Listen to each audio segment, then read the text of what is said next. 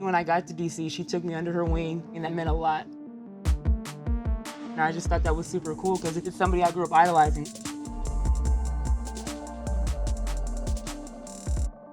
Marissa and Alana, thank you for being a part of this special segment of the Boardroom where we're focusing on WNBA players and their business ventures off the court. Now on the court, you both have been very successful. #2 draft picks in your respective draft class, back-to-back Defensive Player of the Year, WNBA All-Star, WNBA Champ, All-Defensive Team. And after that, you both have paired together for Washington Mystics and the LA Sparks. And then you guys are now together in a different playing field, co-owners of Mellow Mushroom franchise. But before we branch off into that, I just want to talk about the time you guys had together in DC and in LA. Because me being a rookie, Marissa, you want to find that vet that can help navigate your way through the WNBA. Mm-hmm. So just tell me what set Alana apart those first 2 years in that 2009-2011 season. I know I was excited when I got drafted to Washington because I told her early on, we had an AAU tournament when I was in high school at Duke, and her, Mo Curry, and Isis all signed my shoes. So it's kind of like my rookie year, I was embarrassed to tell her that because now she's like my teammate, and I had those shoes for a while. But immediately when I got to DC, she took me under her wing. We had a exhibition game, and she took me to dinner, paid for my dinner. I just thought that was super cool because it's somebody I grew up idolizing. Right. I watched all of Duke games and wanted to be like Alana and Mo Curry, so to actually be able to play with her and for her to really seek me out and take me under her wing, that meant a lot. And so, Alana, why was it important to let Marissa know and other young WNBA players know the importance of planning now for your future and not waiting until after retirement? Like, what were those conversations like as you guys were getting to know each other? Obviously, when you have a rookie coming in, you want to sort of provide them with the same resources that we're giving to you, mm-hmm. right? When I came in as a rookie, I had great vets. I had Shamika Hoskell, Muriel Page, Nakia Sanford, Chastity Melvin. Those were the vets that I looked up to. Those were the vets that took care of me and taught me how to lead. So when Marissa came in, she was special, right? Because she's from Maryland. Right. Obviously, they had just won a championship. She was a triple-double queen. So not knowing her as a person, I knew that she would be important to what we wanted to do as a team, right? And I just always think it's important to bring younger people in. But in terms of just focusing on just life after basketball, it's something that I've always done. After every workout, I would go and get a smoothie, right? And I would get it from Smoothie King. And in my mind is, I'm paying every day for a smoothie, why not own my own franchise? And at the time, Smoothie King originated out of New Orleans, so I'm from Shreveport, Louisiana. So that kind of made sense to me. I kept up with it. And so eventually it blossomed into obviously a relationship, but then outside of the court, a business relationship and a partnership. Right. So for you, franchising was always the goal. And as you guys are talking about business and learning about the franchising business, what about their business model that was intriguing for you guys to want to pursue together? Yeah, I just think the franchising model, and Marissa may be different, right? Mm-hmm. But for me, if someone gives me a blueprint, right? Like, it's kind of like you're studying, it's just like studying the game of basketball. Someone gives you a blueprint, they tell you to do this, this, and this. And if you do it to this extent, you're gonna be successful. That makes sense to me. But at the same time, Marissa introduced me to a family friend, and we call him Papa Wallace. Okay. He owned at one point 30 Domino's pizzas across 4 states and Jersey Mike's. Gold's Gym and a steakhouse. So a college teammate of mine, Emery Wallace, is her dad. He owned all those Domino's, and he was giving us the Domino's coupon. So you don't have any money in college, so we were eating Domino's all the time. So Papa Wallace one day called me, and he was driving from Texas back to Virginia where he lives, and he stopped at a Mellow Mushroom. And at the time, I'd never heard of it. They're more in the South. At the time, there were none in D.C. And he's like, this is what we're going to do. He's like, I'm picking you up next weekend. We're driving through North Carolina, and we're going to go see them all. And we went and saw 4 that weekend. Wow. They give you a very broad guideline, and they kind of let you put your own feel on it. So I know that was important for all of us. Obviously, you guys had the guidance and the experience from Mr. Wallace. But did you guys foresee any challenges? And me saying that is to say, according to the Franchise Business Review, African Americans make up 8% of franchise owners. And the overall minority representation and woman representation is 30% each. So when you're talking about breaking barriers or seeing any ceilings, like how was that for the both of you guys in that regard? I mean, that's with anything, right? You have people of color, you have women who are fighting for equality in everything that we do, right? Mm-hmm. So when Papa Wallace came around, he felt our passion. Right. And he wanted to dive into us. He wanted to invest into us, right? And he gave us an opportunity and we jumped on it, right? And just being a woman and a person of color, we want to lead the way in that sense. Exactly. And so, as you said, it was Mellow Mushroom. What set them apart, though? Like, what set them apart from the others that was on the list? The one thing that I really liked about it was being able to put our own stamp on it and in our personalities. So that was the main thing for me. Yeah, and to add on to that, obviously putting our personality to whatever we build. But the concept of, for most franchises, you either buy into like a franchise agreement where you have to develop multiple franchises at once, or you do a leasing agreement, you rent places or what have you. With us, we ended up purchasing the land, right? Purchasing the land and building out our own And this Mellow is in Mushroom. Roanoke, This is Virginia. in Roanoke, Virginia, right? Yes. And so to me, that made a lot of sense because if everything crashed within that business, we still got the land to fall back on, right? So that was probably the most intriguing thing to me, and which is why I said, absolutely, I'm in it. Right. And I think that was something I really appreciated, was that he still let us really focus on basketball while pursuing this other dream and understanding that it was really important for us to get Plan B started while Plan A was still going on. Why was it important for you guys to be very active and visible and not to be known as just silent investors or silent partners? Like, tell me about your day-to-day and how often you guys were able to get up there and participate in everything. It's the knowledge of it, right? In terms of how you speak to people when you're getting deals done, how you're negotiating contracts, how you're negotiating for supplies and materials and building out the actual place, square footage, like understanding all of those logistics when building out a restaurant was huge for us. How is your business relationship now? Like, obviously, playing together definitely contributed to the success of a partnership, but what's the business like? Like, how are you guys communicating, and just describe that? So right now we're in the process of doing a buyout, right? Because we're moving in different directions, and I think that may be the smartest thing to do. So we're, over a course of 6 years, we're gonna go through a process of getting bought out of that Mellow Mushroom. And so at some point, it's gonna come to an end, which we're okay with. Right. And as you were talking about your buyout and the percentages, just percentage-wise, you guys, at this point, you have the Mellow Mushroom, 2016, you have years under your belt in the WNBA, years under your belt overseas. Percentage-wise, what is your business income looking like at that point? I think for both of us, one of the biggest challenges was, as you mentioned earlier, wanting to be very hands-on. Like anything we do, we want to be involved. We want to know what's going on. We want to be able to, actually touch. We didn't want to be like silent investors. So I think he knows how passionate we are, and if we're going to put our all into anything that we wanted to do. So I know that was hard, and especially early on, is not really being able to be as hands-on as we wanted to be. And so would you say at that time still overseas was dominating as far as percentage-wise business income was? Absolutely. Absolutely. I mean, that's our livelihood, right? Right. Like, right. that's just what it is. Like, the income that we were making, now that we have a new CBA, all of that is changing. But the income that we were making compared to what you make overseas is like a no-brainer, right? Because you understand that you have to prepare for the future. And in order to do the things that we wanted to do or want to do from a business perspective, you need capital, right? So you can't turn down that opportunity. Right. So we know that, as we're speaking of opportunities, we know that opportunities from the WNBA come far and few. And one of those few ones was that all of us sitting here, we were able in 2017 to go to the Harvard Business School and enroll into the program of the Crossover into Business program, where we were able to cultivate our business acumen.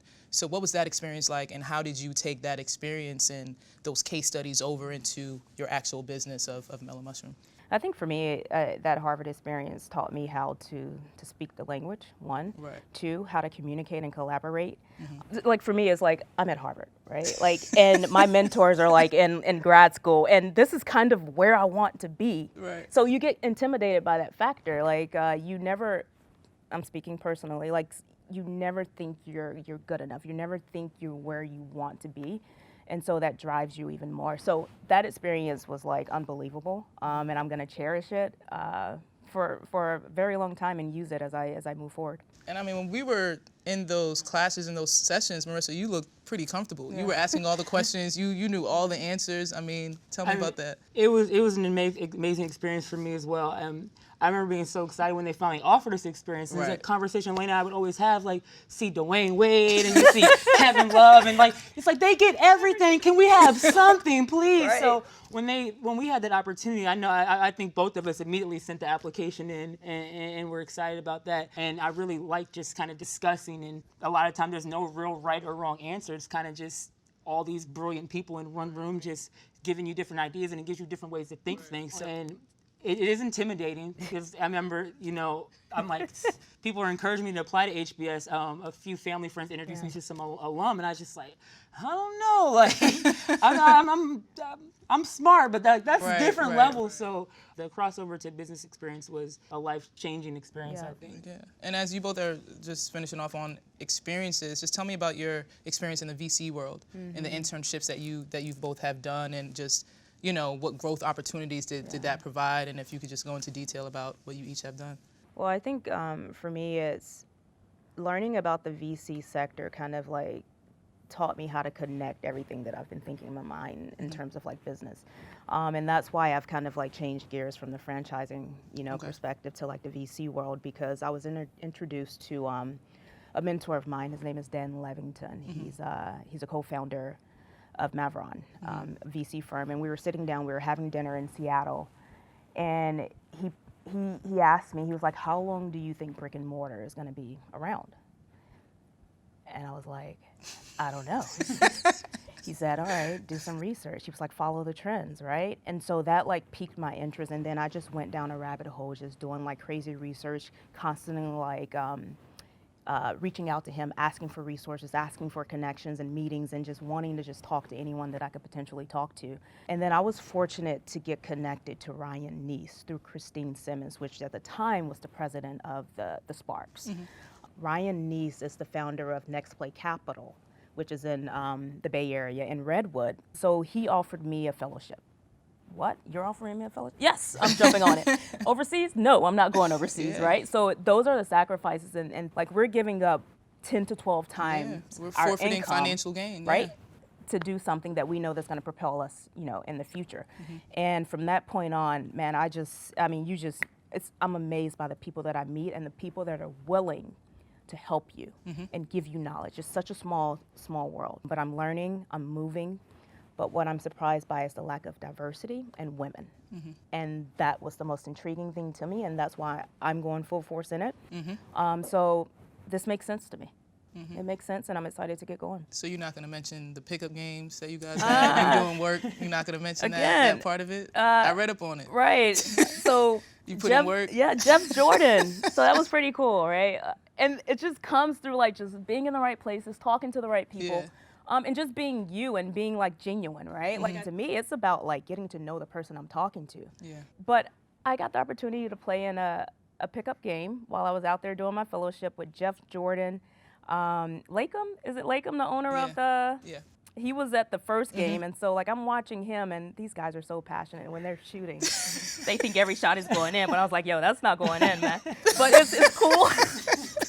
It was cool to be around them. But like I said, the sad part is that I was always the only female, right? So I'm in a gym full of 20 men who's heavily involved in the VC sector, and I'm the only woman out there kicking their butts, right? And they don't know you're the defensive back-to-back. They don't need to know any of that. They can do their reading.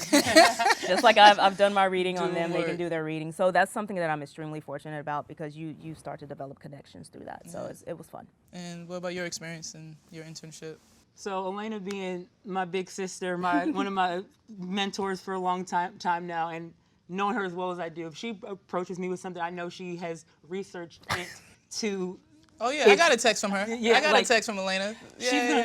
She wanted a bike. She's gonna research the best bike in the world. Anything I want, I hit her up like, hey, like I know you have researched till Google page 10 on this, so like let me know. So I say all that to say she, started having conversations with me about the VC world, and kind of told me to start doing my research on it, see what I think. And at the time, like I wasn't planning on going overseas right away, so I reached out to some people.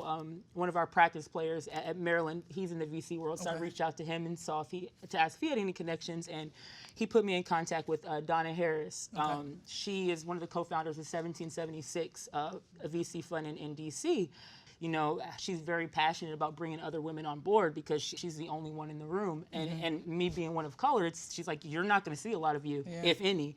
So just it was a learning experience, because I went into it definitely not knowing as much about the VC world as Alana, but kind of seeing the process. It's a crapshoot. The ones that you think are going to do super well might be the ones that at the bottom by the end of it. So it was cool to see the process and just learning a lot, and really grateful to Donna and then my boss, Kathleen Hale. It's appreciative because not really having any having any background in the VC world, not really knowing too much, for them to trust me enough to kind of just be as hands-on as I wanted to be. And so as we were talking about the opportunities that we've capitalized on, and that comes through networking and who you know in the WNBA, what are your thoughts on the new CBA? What were your initial reactions, and just how do you think there's going to be better marketing opportunities for the players in the WNBA? I love what I'm seeing. I love that we have taken a step to progress the women's game, right?